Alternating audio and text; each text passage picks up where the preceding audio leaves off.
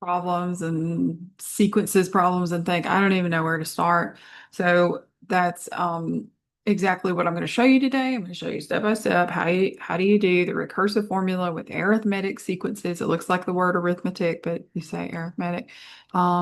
This is the exact process that I use with all my students. And so by the end of the video, you'll know what to do. All right, we're going to jump in. It says to find the common difference. Now, when it says common difference, that's a clue that this is arithmetic and not geometric. So geometric sequences, you're going to find a ratio where you're dividing or multiplying.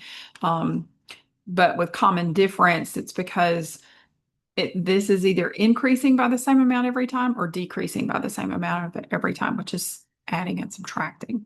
So the way that we figure out the common difference is we always take the second term and we subtract the first term.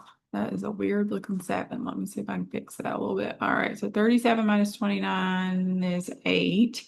And we can always just double check 45 minus 37. You could check that and make sure it's 8 so that you've got it. So we've got the common difference is 8. One thing that you usually do want to note is the first term in the sequence, a sub 1. So that just means the first one. So you know that's 29, first thing we're seeing.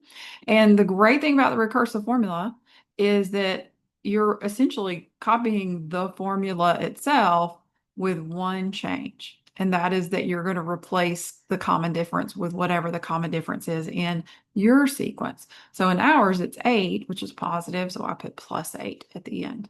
That's the formula. That's it. Super straightforward. That a sub n minus 1 just means whatever the previous term was, you add 8 to it. So if the previous term was 100, you add 8 to get the next term. If the previous term was 45, you add 8 to get 53, which we can see there.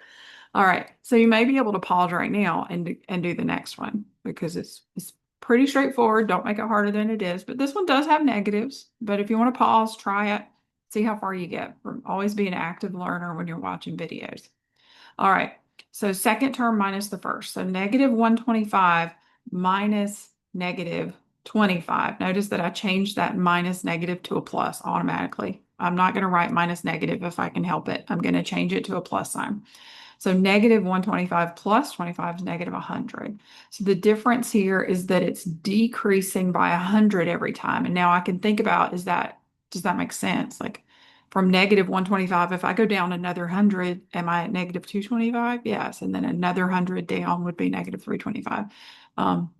So if you wanted to just double check it in the same method though, you could always do negative 225 minus negative 125 and you will get negative 100 again. So our common difference is negative 100 and our first term, just so we're on the same page, was negative 25. All right, now we're ready to write the formula. For this particular sequence, we're going to copy it just like it is, except where we get to plus CD. The common difference is a negative 100. So I'm not going to put plus minus 100. I'm just going to put minus 100. So it's whatever the previous term was, we subtract 100 to get the next term. That's it. That's your recursive formula.